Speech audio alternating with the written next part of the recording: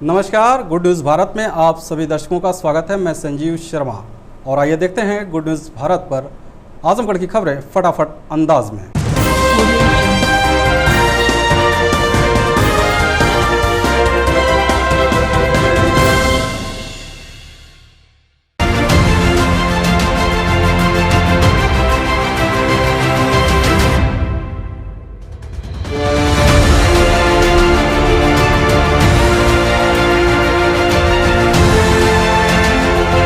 आजमगढ़ जिले की रौनापार थाने की पुलिस ने रविवार को इस कस्बे से 10 ऐसे लोगों को गिरफ्तार किया जो एक स्कूल के प्रबंधक और पुलिस दल पर मना करने के बाद भी हमला कर रहे थे। लगभग 150 लोगों की संख्या में एकत्रित होकर योजनाबद्ध तरीके से पहले उन्होंने एक दीवार को गिराया और फिर पुलिस द्वारा मना करने पर पुलिस दल पर लाठी डंडों से हमला किया। काफ़ी देर तक मौके पर स्थिति तनावपूर्ण रही। दोनों के बीच काफ़ी देर तक संघर्ष के बाद पुलिस ने 10 आरोपियों को गिरफ्तार कर लिया और अभियोग पंजीकृत कर चालान माननीय न्यायालय भेज दिया। आपको बता दें कि रौनापार में स्थित एक महाविद्यालय की चारदीवारी का विवाद देवारा गरीब दुबे गांव के ही श्याम जी पटेल और राम जी पटेल से चल रहा है। इसी विवाद में रविवार को ये दोनों लोग राम विनय, देवी दीन, उर्मिला, रीना, कौशल्या, राधिका, उषा और अंगद सहित लगभग 150 लोग अपने साथियों के साथ एकाएक मौके पर पहुँचे और स्कूल की चारदीवारी को गिराने लगे, जिसकी सूचना स्कूल के प्रबंधक अमित वर्मा ने दूरभाष से पुलिस को दी। सूचना पाकर मौके पर पहुंची पुलिस ने इन लोगों को दीवार गिराने से मना किया तो इनके समर्थकों ने पुलिस दल पर हमला कर दिया। काफ़ी देर तक पुलिस से इनका संघर्ष चलता रहा। जब मौके पर अतिरिक्त संख्या में पुलिस बल पहुंची तो घेर कर इन सभी को गिरफ्तार कर लिया। पुलिस ने इनके विरुद्ध गंभीर धाराओं में मुकदमा दर्ज कर चालान माननीय न्यायालय भेज दिया। आप एक नज़ारा देख सकते हैं कि मना करने के बाद भी श्याम जी पटेल के समर्थकों ने किस तरीके से पुलिस से जोर जबरदस्ती किया। आजमगढ़ शहर कोतवाली पुलिस ने मुठभेड़ के बाद 4 शातिर लुटेरों को किया गिरफ्तार। लूट का पिकअप, बोलेरो, कार, असलहा व 28,000 रुपये बरामद। पुलिस अधीक्षक सुधीर कुमार सिंह ने प्रेस वार्ता के दौरान बताया कि बीते 26/27 की रात बैठौली पुलिया के पास से मुर्गे से लदे पिकअप को असलहे के बल पर लुटेरों ने लूट लिया था। इस मामले में शहर कोतवाली में केस दर्ज हुआ था। इस बीच मुखबिर से सूचना मिली कि मुर्गा लदा पिकअप को लूटने वाले लुटेरे बैठौली पुलिया के पास मौजूद हैं। शहर कोतवाली पुलिस 3 टीमों के साथ बैठौली पुलिया के पास घेराबंदी की तो पुलिस टीम को देख लुटेरों ने फायर कर दिया। पुलिस ने आत्मरक्षा करते हुए घेराबंदी कर 4 लुटेरों को गिरफ्तार कर लिया, जबकि इनके 4 साथी भागने में सफल रहे। उनकी भी जल्द गिरफ्तारी हो जाएगी। एसपी ने बताया कि इनके पास से लूट का पिकअप, बोलेरो, स्विफ्ट कार, असलहा व 28,000 रुपये बरामद हुए हैं। एसपी ने बताया कि ये सभी जौनपुर जिले के रहने वाले हैं और आजमगढ़ सहित आसपास के क्षेत्र में लूट की घटनाओं को अंजाम दिया करते थे। ये 26/27 की रात्रि में मुर्गे से भरी हुई पिकअप लूट ली गई थी और ये इस संबंध में थाना कोतवाली पर अभियोग पंजीकृत हुआ था। आज इसका अनावरण हुआ है और 4 अभियुक्त पुलिस मुठभेड़ में पकड़े गए हैं। इसमें जो पिकअप लूटी थी वो बरामद हुई है।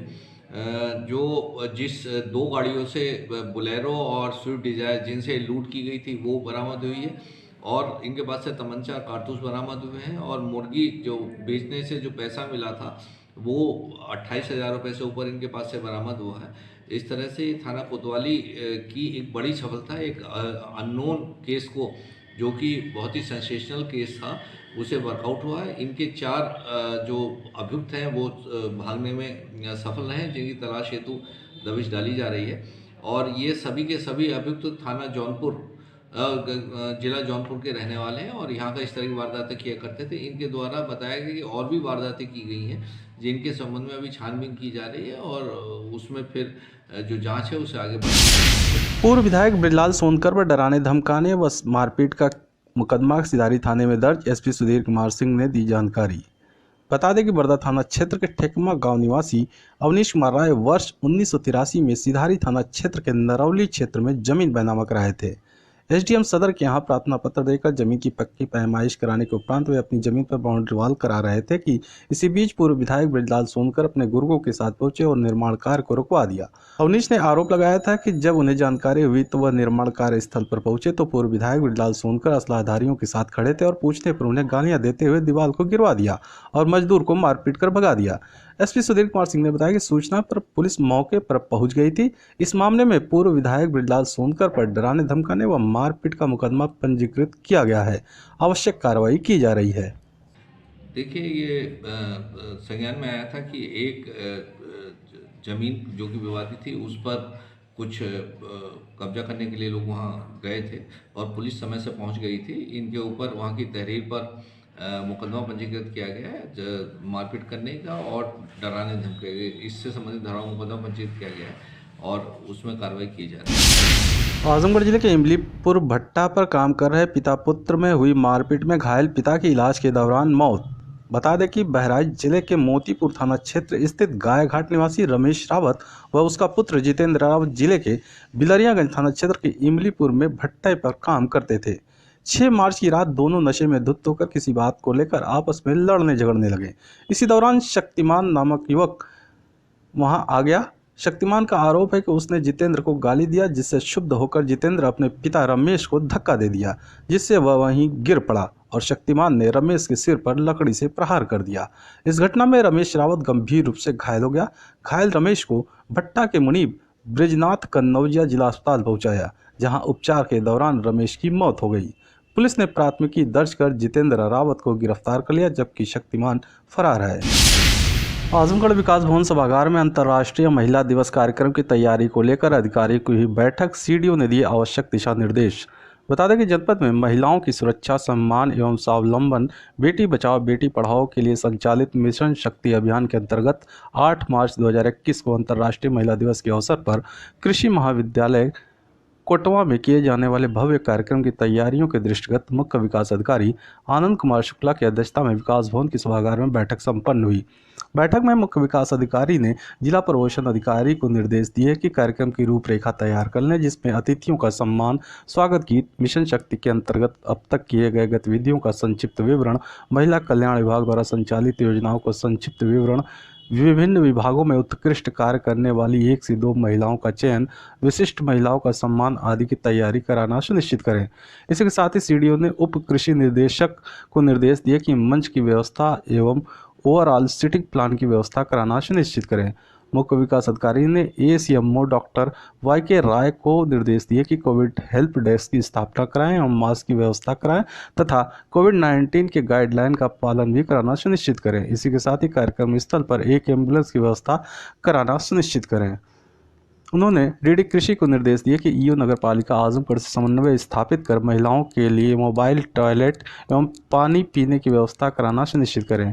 मुख्य विकास अधिकारी ने एसपी ट्रैफिक से कहा कि कार्यक्रम स्थल पर शांति व्यवस्था बनाए रखने के लिए महिला पुलिसकर्मियों की ड्यूटी लगा दें। इसके साथ ही उन्होंने जिला कार्यक्रम अधिकारी को निर्देश दिए कि जिन 50 महिलाओं को सम्मानित किया जाना है उनके बैठने की उचित व्यवस्था कराना सुनिश्चित करें। मुख्य विकास अधिकारी ने वन विभाग को निर्देश दिए कि इस अवसर पर पौधरोपण का कार्यक्रम भी कराया जाएगा, जिसके लिए पहले से ही तैयारी कर लें। आजमगढ़ शहर के शिवली एकेडमी में अंतर्राष्ट्रीय महिला दिवस की पूर्व संध्या पर नारी शक्ति सम्मान समारोह का आयोजन किया गया। इस मौके पर मुख्य अतिथि के रूप में शिरकत करने पहुंचे डीआईजी सुभाष चंद्र दुबे ने पीसीएस में चयनित शशि सिंह, महिला थाना प्रभारी आजमगढ़ खुशबू त्रिपाठी, पीजीआई की डॉक्टर मनीषा उपाध्याय को नारी शक्ति सम्मान 2021 से मेडल, पौधा, सम्मान पत्र देते हुए कुल 357 लोगों को पुरस्कृत किया गया। इस अवसर पर डीआईजी ने कहा कि नारी शक्ति सम्मान संस्थान अपने स्थापना का 1 दशक का सफर पूरा किया है, जो अत्यंत ही गौरवान्वित करता है। मैं आशा करता हूं कि संगठन अब महिलाओं को आर्थिक रूप से आत्मनिर्भर बनाने की दिशा में बड़ा काम करे। इसमें सरकार की पूरी मदद मिलेगी, जिसके दम पर ही महिलाओं का संपूर्ण विकास संभव है। 20वीं सदी ज्ञान विज्ञान के नाम थी तो 21वीं सदी महिलाओं के नाम है, यह तय है। संस्था के सचिव डॉक्टर पूनम तिवारी ने कहा कि नारी शक्ति संस्थान अपने स्थापना से ही महिला स्वास्थ्य, शिक्षा एवं सुरक्षा हेतु कार्य करते हुए आज 10वें वर्ष के सोपान को स्पर्श किया है। हमारी माताएं बहनें अपने बालकों को महिला अपराध के फलस्वरूप मिलने वाले दंड के बारे में बताएं या उससे होने वाली सामाजिक एवं पारिवारिक क्षति के बारे में जागरूक करें, तभी महिलाओं पर हो रहे अत्याचार को रोका जा सकेगा। साथ ही शिक्षा पद्धति को भी संस्कारित करने की जरूरत है, जिससे हमारा समाज संस्कारित हो सके। संस्कारित समाज में ही महिलाएं सुरक्षित रह सकती हैं।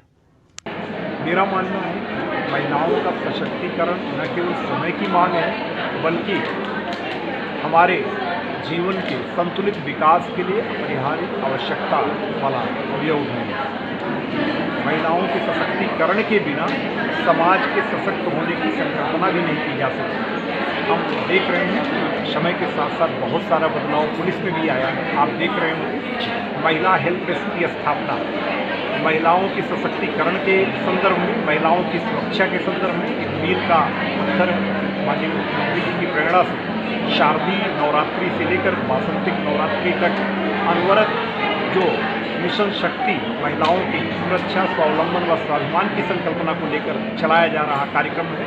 यह कार्यक्रम भी हर प्रकार से महिलाओं को सुरक्षित, सम्मानित और कहीं न कहीं से उनको रोजगार से जोड़ते हुए उनको सम्मानपरक जीवन जीने का एक प्लेटफॉर्म उपलब्ध करा रहा है, जो निश्चित रूप से समाज के लिए। आजमगढ़ जिले में फर्जी अभिलेखों के आधार पर मान्यता लेने व सांसद विधायक निधि लेने वाले 47 विद्यालयों की होगी जांच, सीडीओ ने दी जानकारी। मुख्य विकास अधिकारी आनंद कुमार शुक्ला ने बताया कि वित्तीय वर्ष 2012-13 तक जिले के 82 विद्यालय प्रबंधकों के खिलाफ भूमि के फर्जी अभिलेख के आधार पर बिना भवन के ही मान्यता और सांसद विधायक निधि से 917.02 करोड़ रुपए लेने की शिकायत की गई थी। तत्कालीन डीएम के आदेश पर तत्कालीन सीडीओ ने जांच कराई तो कई विद्यालयों के प्रबंधकों को क्लीन चिट दे दी गई, कुछ के खिलाफ कार्रवाई भी हुई थी। अब डीएम राजेश कुमार के निर्देश पर शेष 47 विद्यालयों के अभिलेखों की जांच के लिए समिति की गठित कर दी गई है, जिसमें CDO, CRO, DGC civil, DIOS, BSA, PD व जेडी अभियोजन हैं।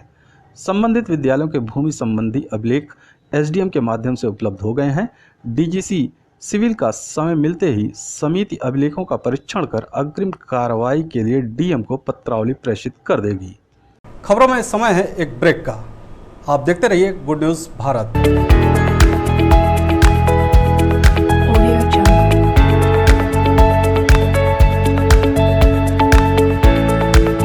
ब्रेक के बाद एक बार फिर से आपका स्वागत है और आइए देखते हैं आजमगढ़ की खबरें फटाफट अंदाज में।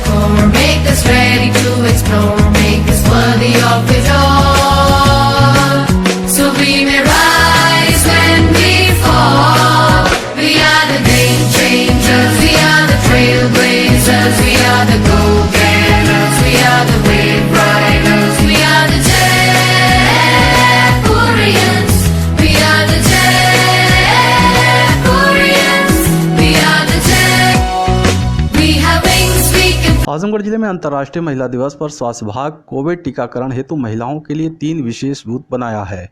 सीएमओ ने दी जानकारी। मुख्य चिकित्सा अधिकारी डॉक्टर ए.के. मिश्रा ने बताया कि अंतर्राष्ट्रीय महिला दिवस 8 मार्च को देश भर में विभिन्न कार्यक्रम का आयोजन कर महिलाओं को सम्मानित व प्रोत्साहित किया जाएगा। महिलाओं को उनके आत्मसम्मान, आत्मनिर्भरता के साथ उनके अधिकारों के प्रति जागरूक किया जाएगा। स्वास्थ्य विभाग ने भी जिले में कैंप मोड में वरिष्ठ महिलाओं का टीकाकरण की तैयारी कर ली है। कोविड-19 टीकाकरण के 3 बूथ महिलाओं को समर्पित रहेगा। 3 बूथों की समस्त कर्मचारी महिला स्टाफ होंगी। वैक्सीनेटर, सहयोगी कर्मचारी व सुरक्षा गार्ड भी महिलाएं ही होंगी। CMO doctor A K. मिश्रा ने अपील किया है कि विशेष टीकाकरण का लाभ उठाने के लिए अपने घरों के 60 वर्ष से ऊपर की बुजुर्ग महिलाओं को केंद्र तक ले जाएं और उनका टीकाकरण कराएं। उन्होंने बताया कि वरिष्ठ महिलाओं का टीकाकरण के लिए जिला महिला चिकित्सालय एवं सामुदायिक स्वास्थ्य केंद्र बिलरियागंज में व्यवस्था की गई है। लाभार्थी वरिष्ठ महिलाओं को टीकाकरण के लिए अपने साथ पहचान पत्र लाना आवश्यक है। आजमगढ़ शहर के सिविल लाइन स्थित जिला सहकारी बैंक में कोरोना योद्धा सम्मान समारोह का हुआ आयोजन। बता दें कि बड़ौदा यूपी बैंक अधिकारी एसोसिएशन के तत्वाधान में शनिवार को कोरोना योद्धा सम्मान समारोह का आयोजन सिविल लाइन स्थित जिला सहकारी बैंक में किया गया। इस दौरान बैंक के चेयरमैन जयप्रकाश पांडे, उप श्रमायुक्त रोशन लाल, डॉक्टर वी.के. पटेल, अनिल सिंह, सुरेश चंद व सुभाष चंद्र श्रीवास्तव को अंगवस्त्रम स्मृति चिन्ह देकर सम्मानित किया गया। इस अवसर पर एसोसिएशन के महामंत्री सुभाष चंद्र तिवारी कुंदन ने कहा कि वैश्विक महामारी कोविड-19 की विभीषिका का सामना करते हुए चिकित्सकों, पुलिसकर्मियों, बैंकर्स, सफाई कर्मियों, समाजसेवियों, श्रम संस्थान आदि ने जो सेवा प्रदान की है उसके लिए ये सभी सम्मान के पात्र हैं। मुख्य अतिथि उप श्रमायुक्त रोशन लाल ने कहा कि कोविड से आज भी विश्व जूझ रहा है, लेकिन हमारे देश में आज कोविड का टीकाकरण किया जा रहा है, जो सुखद है। चेयरमैन जयप्रकाश पांडे ने कहा कि मोदी सरकार ने जिस तरह से कोविड-19 में दूरदर्शिता दिखाया है वह अत्यंत ही सराहनीय है।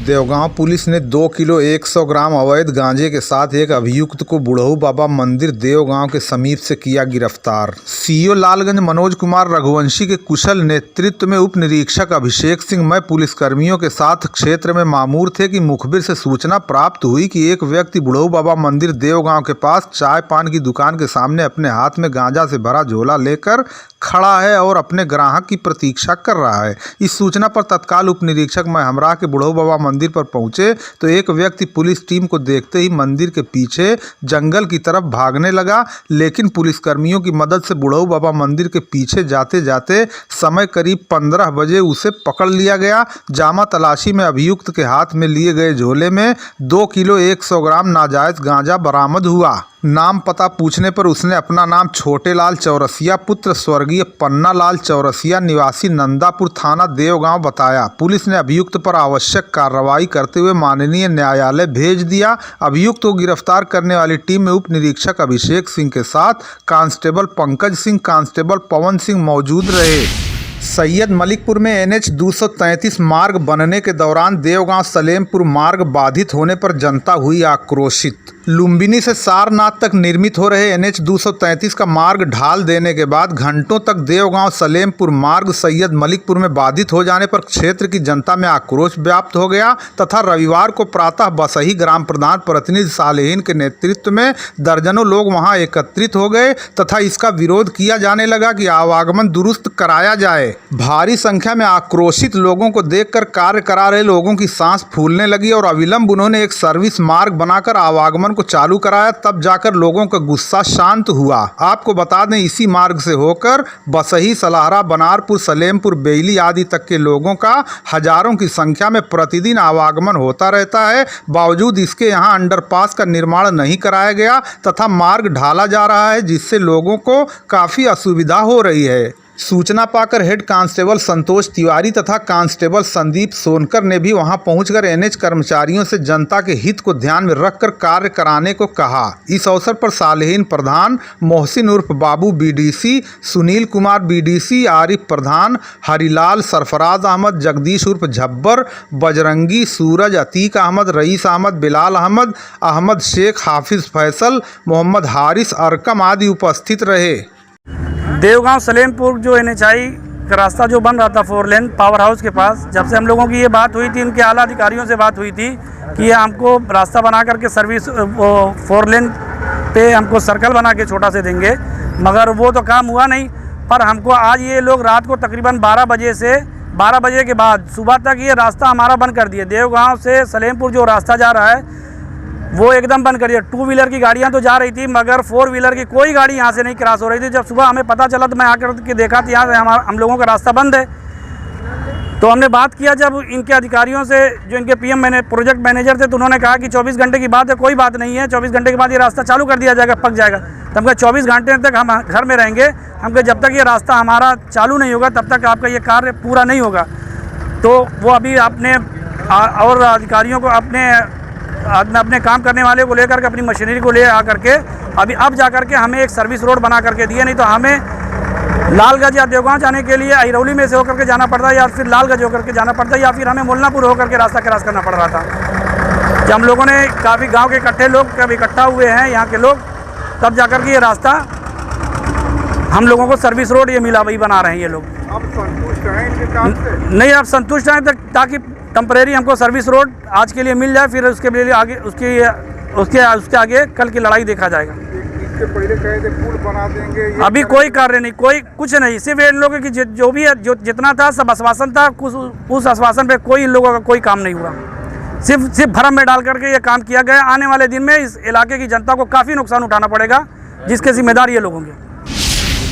कोटा गांव में एक व्यक्ति को कुचलकर भाग रही बोलेरो ने ऑटो रिक्शा में मारी टक्कर, एक की मौत, 14 लोग गंभीर रूप से हुए घायल। देवगांव कोतवाली क्षेत्र के लालगंज तरवा मार्ग पर कोटा बाजार के समीप एक व्यक्ति को टक्कर मारकर भाग रही बोलेरो ने ऑटो रिक्शा में जबरदस्त टक्कर मार दी, जिससे एक की मौत हो गई और 14 लोग घायल हो गए। प्राप्त समाचार के अनुसार आज रविवार को दोपहर लगभग 1:30 बजे एक बोलेरो अनियंत्रित होकर एक व्यक्ति को कुचलकर भागना चाह रही थी कि पीछे से एक ऑटो रिक्शा में भी जोरदार टक्कर मार दी, जिसमें एक की मृत्यु हो गई जबकि 14 लोग घायल हो गए। प्राप्त समाचार के अनुसार ऑटो रिक्शा में सवार लोग पलहना मंदिर में शादी के लिए ऑटो रिक्शा में सवार होकर पलमेश्वरी धाम जा रहे थे। बरदह गांव के निवासी बड़े लाल सरोज उर्फ बड़कू के लड़के लाल सरोज की शादी देवगांव कोतवाली क्षेत्र के मसीरपुर गांव निवासी अच्छे लाल की पुत्री कुमारी अनीता सरोज से मां पलमेश्वरी धाम में होनी तय थी। बरदह थाना क्षेत्र के बरदह गांव से दोपहर ऑटो रिक्शा से सवार होकर सुनील उर्फ सोनू 32 वर्ष पुत्र बड़े लाल, मुन्नी 6 वर्ष पुत्री सुनील उर्फ सोनू, अजय कुमार 6 वर्ष पुत्र रामजन्म, नीलम 25 वर्ष पत्नी भीम, विमलेश प्रजापति 25 वर्ष पुत्र सदाब्रिज, प्रीति 11 वर्ष पुत्री राजकुमार, शिल्पा 3 वर्ष पुत्री मुनील सरोज, सिलोचन 30 वर्ष पुत्र मनील, विमलेश 24 वर्ष पुत्र स्वर्गीय सदाब्रिज, शुक्लवता 58 वर्ष पत्नी जयराम निवासी बरदह थाना बरदह जिला आजमगढ़, सुधा 35 वर्ष पत्नी दूधनाथ, रानी 8 वर्ष पुत्री राजेश, कमला 38 वर्ष पत्नी शोभनाथ निवासी बेलऊ थाना गंभीरपुर जिला आजमगढ़ और कलावती 40 वर्ष पत्नी पतिराम निवासी मेहनगर आजमगढ़, कुसुम सरोज 40 वर्ष पत्नी कन्हैया निवासी मसीरपुर थाना देवगांव जिला आजमगढ़ घायल हुए हैं। घायलों को सामुदायिक स्वास्थ्य केंद्र लालगंज पहुंचाया गया, जहां से डॉक्टरों ने प्राथमिक उपचार के बाद हायर सेंटर के लिए रेफर कर दिया। मृतक इजहार नमाज पढ़कर अपने घर जा रहे थे।